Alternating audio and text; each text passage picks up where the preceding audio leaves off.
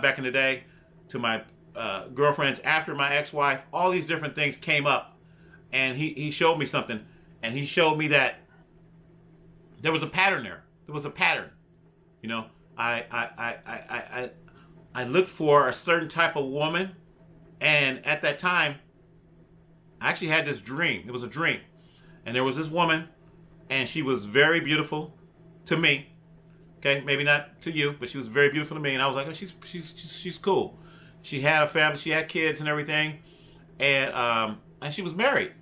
Okay, she was married, and I don't know, for some reason I was still trying to talk to her a little bit, but I still had that door up there going, knowing that she's married. And when I look back at my past after I had the dream, let me tell you what happened. In the dream, her husband, I think I was at her house, and she was showing me some of her husband's cars that he had. They were like mini cars, like mini, I couldn't even describe it. It was like a mini SUV car that he had, and it was it was big enough for someone to get in, but it was real small. And I was like, man, that's nice. And he had a bunch of cars. He had a big collection. This guy had a big collection of mini cars, and they were gas powered or whatever they were. I don't know what they were. And I was like, wow, your husband got some real nice stuff. And she said, yeah, but my husband, he doesn't spend that much time with me. He works a lot, and he does this, and he makes a lot of money and stuff, but he works a lot, but he's just never spending kind of time. And I was like, kind of like hugging her and kind of like seducing her a little bit, like kind of kissing her and stuff like that. Because I used to do that back in the day. Yeah, I was bad. And all of a sudden, not really when I was married either. That's the funny part about it. It was after I got divorced. I started going to the clubs and stuff. But anyway, so I was kind of like seducing her and kind of talking to her and like, yeah, we need to get together. I like you, this and that, blah, blah, blah, saying stuff like that. And she told me about her kids and her husband. And I still kind of like wanted to be with her. And then all of a sudden at the end, it was like the Holy Spirit came in and said, no. I got like a big no, and he said, no, don't pursue that. And then I woke up. I woke up out of the dream. And when I woke up out of the dream, I was like, huh. And I was kind of confused a little bit, and I was kind of sad because I actually liked her in the dream. It was like, I was like, I can't even visualize what she looked like anymore. But at the time, I was like, man, I wanted to really get with her. It was funny. It's crazy. But that was just my lust. Okay? So anyway, after that happened, I woke up, I prayed, and kept on praying and praying and praying because I was kind of like sad that it was just a dream because it seemed so real. And I was thinking about those little cars too, those little mini cars. I was like, I wanted to buy one of those. I wanted to get one of those from her husband or whatever, work out some kind of deal. And I wanted to get with her too. So it was really, really wrong how I was thinking in my dream. So I was kind of like repenting when I woke up. I was repenting. But I was at the same time, I was kind of sad because it didn't happen and blah, blah, blah. And I was kind of still happy where I was. It was a whole lot of things happening. But after that, I prayed and I prayed and prayed. I prayed. And then after that, it just hit me. Boom. The Holy Spirit showed me. He said, her husband was me. Her husband was the guy that was collecting all the cars. Her husband was the guy that was workaholic, working, and not paying that much attention to the wife. And that's the way I used to be. Not only in my marriage, but I used to be like that with my girlfriends. It was like my projects. I remember back when I was building computers back in the day, back in the 80s and 90s. That's when I was really, really hot on the computers, building computers, mainly in the 90s. And when I was building these computers, I was learning to build the computers and format the drives and do all these different things.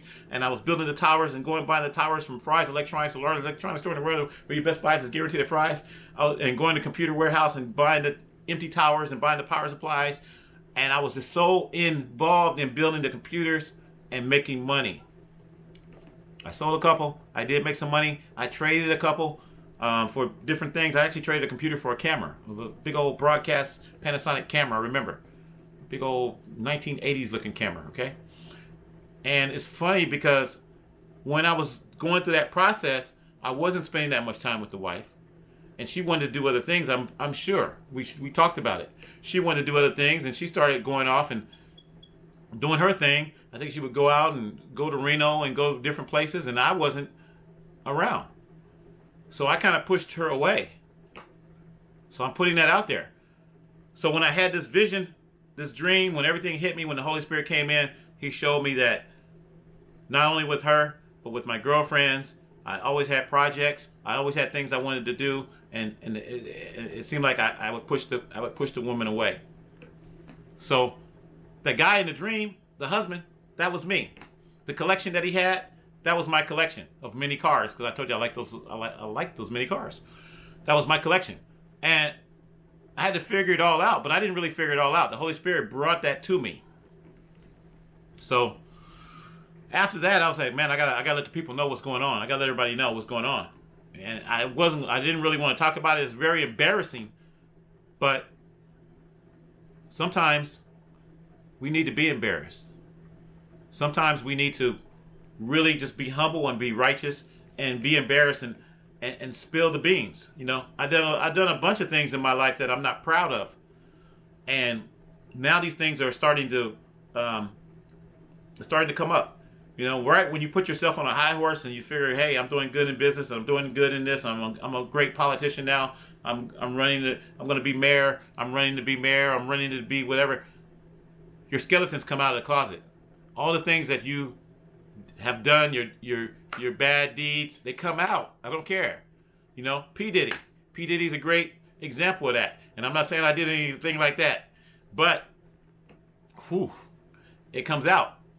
And it seems like the more power you have, the more money you have, the more popularity you have, the more whatever, you get involved in things that you would not normally get involved in.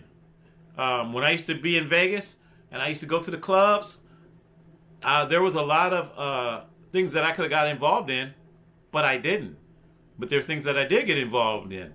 And the things I did get involved in was, yes, I was a crazy, sex-crazy person. And I would have sex with a lot of women. And I'm keeping it real. I would have sex with a lot of women. From the clubs. You know, I would meet them and have sex with them and wouldn't think nothing else. And, you know, it was hard for me to keep a girlfriend because, you know, I was popular. And they didn't trust me. They didn't believe me when I did have a girlfriend. And I was pretty faithful. But it was like, you know, as soon as you messed up, as soon as there was a red flag, as soon as something I didn't like, I probably would sway off. You know, I probably would go in a different direction. You know, I let you go. You know, a lot of women that I used to go out with, I had to tell them no after a while. I was like, nah, this ain't gonna work out. It was things that I didn't like, certain things I didn't like. So, and I learned my lesson from that. Yeah, I could tell you, I would not be here today if I kept on with my same shenanigans or whatever. I would not be here today. And I'll tell you, I could tell you a deep story. I had a woman almost take me out, and it was crazy. I'm not gonna reveal her name. I'm not gonna talk about it, but she did almost take me out. She put a gun on me. I'm keeping it real. And at that time, I was not cheating. I wasn't doing anything but working hard. I wasn't spending that much time with her, and I was breaking up with her. She was a girlfriend of mine. I was breaking up with her at the time, and she pulled a gun on me. I'm keeping it real. So yeah, I'm thankful, grateful to be alive another day. And yeah, I saw myself in my grave. I saw my mom coming to the funeral going, what happened to my baby? What happened to my baby? Who did this to my baby? I saw all that. When she pulled a gun on me, it's like I blacked out for a second, and I saw all that in that 1 second. I don't even know how to explain it. I kind of like blacked out. I was like, I was so shocked. And I saw the funeral. I saw everything. So I learned my lesson from that. I learned my lesson from not being maybe as honest as I should have been. I wasn't as honest. You know, that's when I used to gamble. I used to gamble, and then a woman tell me, did you gamble? I said, no, but I lied. You know, I wasn't cheating on her, but I was gambling. I was spending money that I shouldn't have been spending. Okay? And she got tired of it probably, and she was doing her thing too as well. So I don't even blame her. I forgive you. I forgive you out there. You know who you are. I forgive you. Still love you out there. Forgive you. But hey, I had to move on. She had to move on. And we learn from that, hopefully. Both of us learn from that. But now is the time to say, hey, be thankful for where you are. Be thankful for what you got. Once again, everything that we think is important. I got to get my car painted today. I got to get my car, not painted. I got to get my car washed today. I got to do this. I got to do that. I got to do this. I got to go cook. I got to do it. Those things are not important. The Lord is looking at us like, shut up. And it's funny. I'm going to bring this up. That Ice Tea commercial with Vivica Fox and Ice Tea. It's called Car Shield. Look it up. It's on YouTube. I actually downloaded that video today. It's funny. Where they're interrogating this guy. And Ice-T just tells the guy, shut up. If you only would have went to Car Shield. If you only would have went to Car Shield, you wouldn't have to worry about these expensive repairs. No, it's crazy. It's funny. But that's the mentality that I have right now. Shut up. If you're talking about this is important, I gotta do this, I gotta do this, I gotta go to the job, I gotta do this, I'm going to college, I gotta get all this stuff done. Shut up. It's not important. Sorry, I had to do that. But I'm just using that as an analogy to let you guys know that serving the Lord, following His commandments, being holy. My mom used to tell me that every day before she passed away, which is now 3 years now. Don't seem like it. She used to tell me that every day, son, just be holy. I used to tell her about my cameras. I said, hey, I'm getting this new camera today. I'm getting this old camera today. I always wanted this camera. This is a camera from 1984, blah, blah, blah. I used to show her these things. Sitting right here, I used to show her things. And she used to go, son, just be holy. Be righteous. She was sick. She was tired. She was tired of her life. And she just wanted to move on. And now I'm understanding what she's saying. I'm now finally understanding what she's saying. I get into my projects and I tell you guys, oh man, look at this. I'll still pick it up. My motor. I love this. My motor. I got my motor. I'm happy. I'm doing my projects. I got my 5,000 watt motor, and then next week I'll get the motor controller, or the week after that, and I'm happy. Not important. Shut up, Tony. Shut up, Tony McDo. Shut up. Not important. That's what the Lord's telling me. He's telling me, shut up. Okay, I will. I will. Sorry, sir. Sorry, Father. Because it's not important. If I die today, this project is not going to get done. Who cares, right? You guys out there probably don't even care.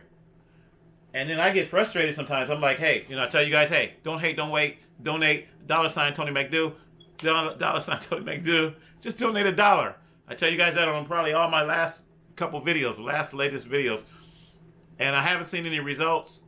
So I've been putting my own money into the project lately because I'm like, hey, nobody really cares. And I can understand that. Everybody's got things that they're working on and bills and goals, but if you can help out, help a brother out.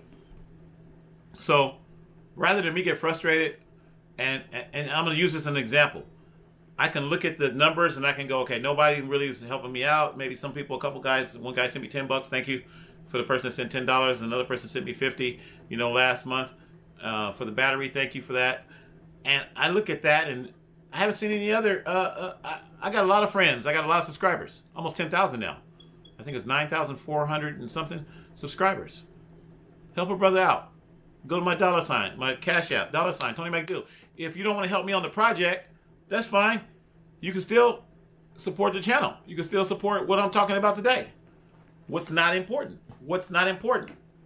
Help a brother out. I can get some gas. I can get some food. Brother low on money. But I'm right around like I said, I take money out of my own paycheck. I took money out of my own paycheck this time.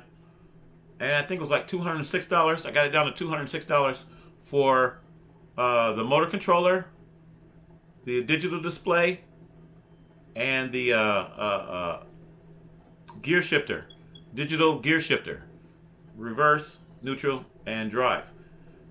Those 3 items cost me like $206. That's the cheapest I could find. So I had to do it. It was a big dent out of my paycheck, keeping it real. It was a big dent out of my paycheck, but I was like, you know what? I got to do it. The supporters out there, I want you guys to know I'm going to put the project together regardless whether you help or not. But, if you help, it just helps me. It helps me get it done. And I still got to pay, I pay rent, PG&E, I'm paying what is this? Storage. I'm paying. I pay a lot of money, so my check is like gone. Keeping it real, my check is like gone. I don't make a whole lot of money. I'm not a rich man, so it's like paying Peter to pay Paul. I pay Peter, and then I got to pay Paul. I got to pay Paul back. So I'm in a borrowing mode too, where I got to borrow, then I pay back, borrow, pay back next payday, pay this. So I've been getting one thing at a time. You know, this motor. What? I got this motor. I think I got it last paycheck. I paid for this.